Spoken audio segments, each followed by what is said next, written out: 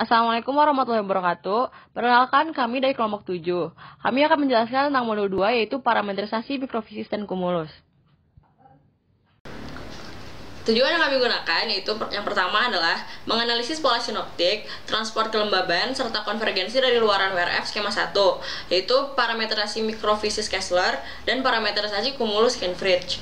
Dan yang kedua ada membandingkan plot luaran WRF skema pilihan dengan luaran WRF skema 1 pada variabel temperatur, temperatur titik embun, SLP, angin, hujan, kelembaban spesifik, dan CAPE. Nah, skema pilihan itu adalah skema 2-nya menggunakan parameterisasi mikrofisis Kessler dan juga parameterisasi kumulus Betz-Miller-Janjic atau BMJ.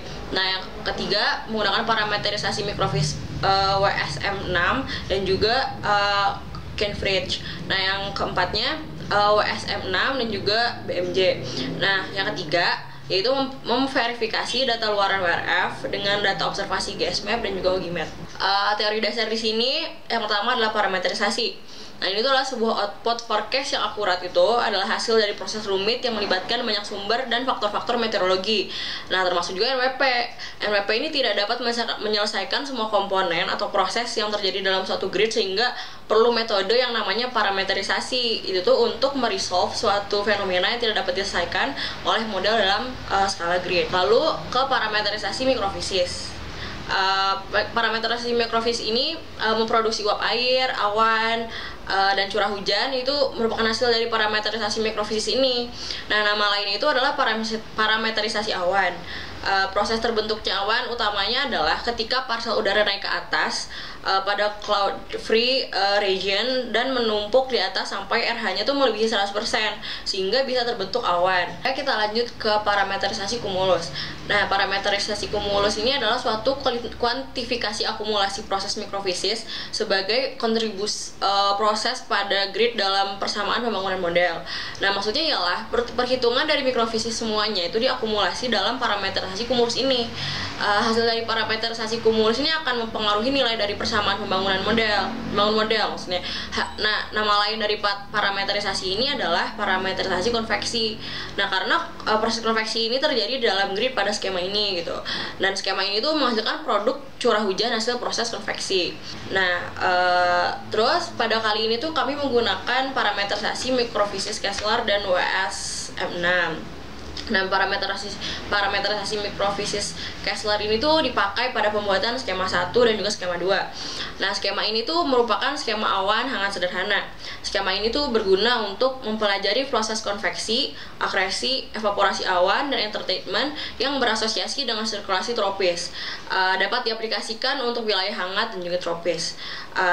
Nah, lalu pada parameterisasi mikrofisis WSM6 ini dipakai pada pembuatan skema 3 dan juga 4. WSM6 atau WRF single moment 6 ini merupakan skema yang meliputi es, salju, gropel. Nah, skema ini tuh paling cocok untuk simulasi resolusi tinggi. Terus ada cloud resolving grid, terus melihat dari efisiensi dan latar belakang teoritis. Nah, pada kali ini juga kami menggunakan parameterisasi kumulus Kenfridge dan juga Betz-Miller-Janjic atau disingkatnya BMJ. Nah, parameterisasi kumulus Kenfridge ini dipakai pada pembuatan skema 1 dan 3. Parameterisasi ini itu merupakan sebuah skema parameterisasi flux massa yang menggunakan metode massa udara termasuk persamaan dinamis vertikal momentum untuk menjelaskan ketidakstabilan massa udara dan menjelaskan variabel-variabel apa yang mungkin terjadi dalam awan. Nah, lalu parameterisasi kumulus BMJ. Nah, parameterisasi ini tuh dipakai pada pembuatan skema 2 dan juga 4. Parameterisasi ini tuh dibuat untuk mewakili kondisi quasi equilibrium atau awan konvektif yang menjaga struktur suhu dan kelembaban di dalam atmosfer yang terjadi pada konvektif dalam dan menghindari ketidakpastian yang timbul akibat penentuan parameter-parameter secara tidak langsung menggunakan persamaan model awan yang rumit. Data yang kami gunakan yaitu ada data GFS 8-10 Februari 2020, lalu data GSMAP, lalu data observasi yaitu SLP, presipitasi, temperatur titik embun, itu tuh diambil dari data Ogimet. Nah, metode yang kami gunakan ialah analisis kualitatif berdasarkan hasil plot atau gambar, dan kuantitatif berdasarkan RMSE, trade score and bias. Pada plot Cape dan Chin ini, garis hitam itu menunjukkan grafiknya Cape, dan yang warna hijau itu menunjukkan grafik dari Chin. Nah, berdasarkan hasil perhitungan pada skema 1, pada kejadian 9 Februari 2020 jam 11 WITA, didapatkan nilai Cape itu 1355,92 Joule per kilogram, dan nilai Chin itu 1,18469 Joule per kilogram. Nah, nilai Cape yang besar ini tuh menunjukkan bahwa kemungkinan terjadinya cuaca ekstrim membesar pula gitu. Nah, didukung juga dengan grafik Chin ini yang rendah, sehingga keadaan pada saat itu tuh memungkinkan terjadinya cuaca ekstrim. Nah, sementara pada plot LCL, LFC dan LCL ini, grafik yang hitam itu menunjukkan grafik LFC, dan yang hijau itu menunjukkan grafik LCL.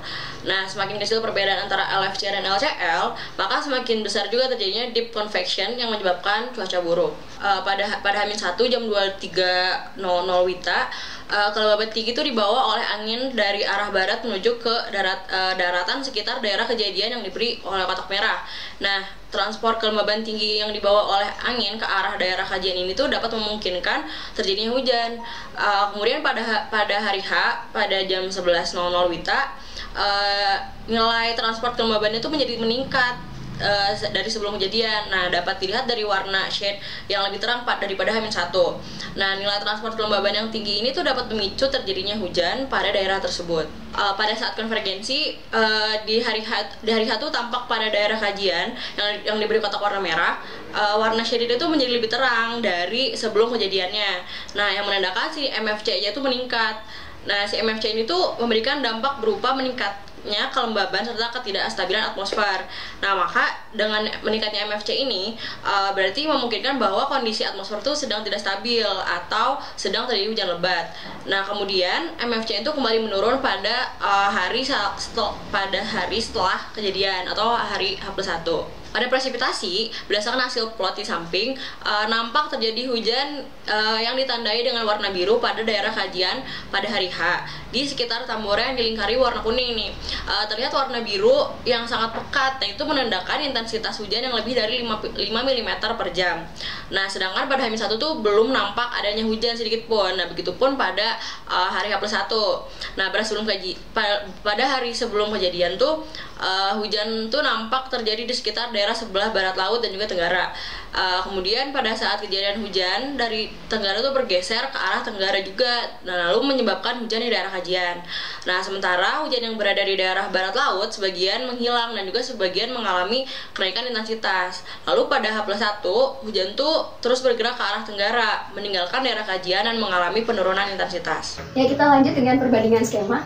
Nah, kita mulai dengan 9 Februari 2020. Nah, pada skema 1, skema 2, skema 3, sama skema 4 ini dia memiliki, pada kotak yang warna merah itu dia memiliki temperatur yang cukup sama nih. Tapi skema 1 sama skema 3 itu cukup mirip. Karena ya dia memakai parameter kumulus yang sama. Sedangkan skema 2 sama skema 4 juga dia memakai parameter kumulus yang sama, yaitu Canford sama Weissmuller, yang ini sama yang sebelahnya. Terus kemudian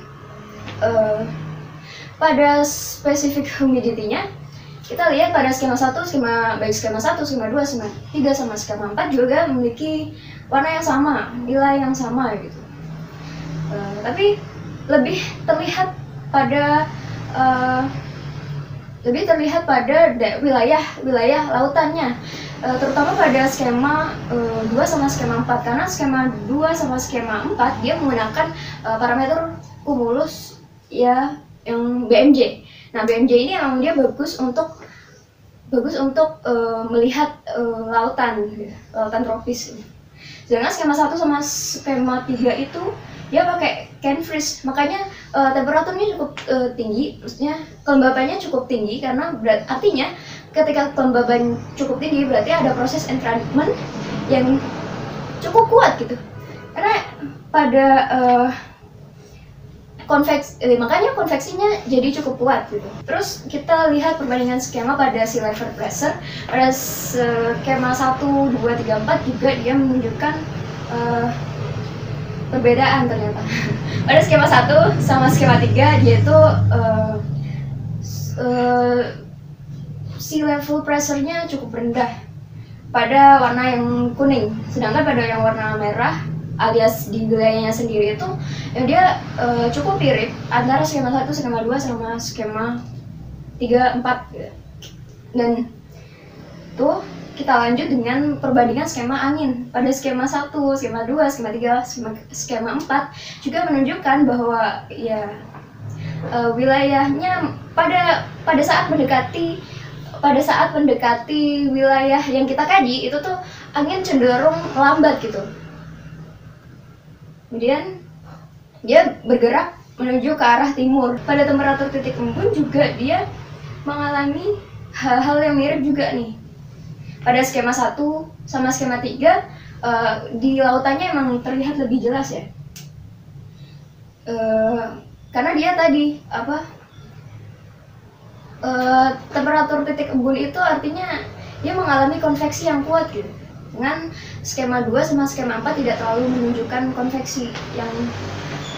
Nah, pada perbandingan data observasi Ogimet dengan luaran WRF skema 1, temperaturnya cukup berbeda dari data luaran WRF. Pada observasi ini cenderung naik, sedangkan pada temperatur titik embunnya ya cenderung mirip, SLP-nya juga cenderung mirip. Hujannya ini pada tanggal 10 Februari justru tidak menunjukkan adanya presipitasi pada luaran WRF gitu. Sedangkan pada observasi itu sedang tinggi-tingginya. Kemudian pada skema 2, temperatur juga tidak terlalu mencolok pada luaran WRF. Dengan pada titik embunnya justru memiliki sedikit kemiripan juga, sedangkan SLP-nya cenderung sangat mirip. Namun pada presipitasinya justru malah tidak mengalami presipitasi pada luaran WRF, tapi observasinya tinggi. Perbandingan datanya antara temperatur pada skema 3 justru ini lumayan mirip, dan pada titik embunnya juga memiliki kemiripan, dan SLP-nya juga mengalami kemiripan, hujannya juga mengalami kemiripan. Sejauh ini lebih mirip dari skema 1 sama skema 2 antara observasi dan luaran WRF-nya. Kemudian pada skema 4, temperaturnya juga mengalami kemiripan, terus titik embunnya juga, tapi cukup berbeda. SLP-nya juga mengalami kemiripan, hujannya juga mengalami kemiripan. Namun pada 10 Februari justru presipitasi yang digambarkan oleh luaran WRF tidak terlalu tinggi intensitas hujannya, justru sangat jauh sama data observasinya. Kemudian kita lanjutkan dengan root mean square error. Nah, pada skema 1, 2, 3, 4 pada temperatur, error galat yang paling kecil itu ada di skema 4. Sedangkan pada SLP, galat yang paling kecil itu ada di skema 4 juga. Terus pada hujan, galat yang paling kecil itu pada skema 1. Nah, skema 1 itu memang dia cocok untuk daerah tropis karena dia pakai Kessler. Kemudian pada titik embun ini tuh yang paling kecil galatnya ya yang skema ke-3. Semakin kecil galatnya yaitu semakin merepresentasikan kondisi sebenarnya. Nah, kemudian kita lanjutkan dengan verifikasi hujan. Nah, pada skema 1, 2, 3, 4 threat score-nya itu dia akan cocok dengan model. Dia dikatakan cocok dengan model apabila dia mendekati 1. Ini ternyata pada skema 1, 2, 3, dan 4 cenderung jauh. Yang paling cocok memang pada skema 3 gitu. Dengan pada biasnya semakin dia ketika nilainya lebih dari 1 berarti dia overprediction, sedangkan dia kalau kurang dari 1 dia under prediction gitu. Nah, yang paling mendekati harusnya pada skema ke-4 gitu. Nah, dia 1,1 gitu.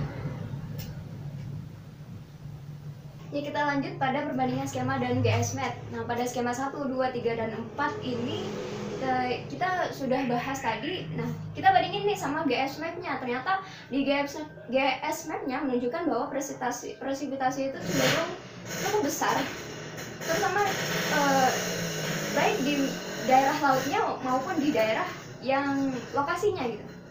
Sedangkan pada skema 1 dia seperti yang sudah dijelaskan, dia tidak menunjukkan presipitasi yang cukup tinggi. Nah, skema 2 dia tidak ada presipitasi, malahan skema 3 dia ada presipitasi, namun karena pakai can freeze dia jadinya konveksinya cenderung kuat. Dilihat dari bagian lautnya itu konveksinya sangat kuat gitu. Yang skema 4 dia juga ini lebih merepresentasikan bagian lautnya justru. Nah, kita lanjut pada kesimpulan pada saat terjadi kejadian hujan. 9 Februari 2020, transport kelembaban dan moisture flux konvergen MFC di daerah kajian mengalami peningkatan dari sebelum kejadian. Nilai MFC yang meningkat dapat menyebabkan tidak stabilan atmosfer. Hal ini juga diperkuat dengan nilai CAP yang tinggi, CHIN yang rendah, serta selisih antara LFC dan LCL yang kecil. Tekanan, temperatur, kelembaban spesifik, temperatur titik embun yang menurun, dan terlihat adanya intensitas hujan yang pada daerah kajian. Kesimpulan kedua, dari perbandingan kualitatif antara skema 2, 3, 4 terhadap skema 1, skema 3 memiliki kemiripan yang paling banyak dengan skema 1. Kesimpulan yang ketiga, dari hasil verifikasi dan perbandingan data luaran WRF dengan data observasi, yang paling mencolok performanya terlihat pada skema 3 karena memiliki banyak kemiripan data. Terima kasih sudah menonton. Sekian presentasi dari kami. Wassalamualaikum warahmatullahi wabarakatuh.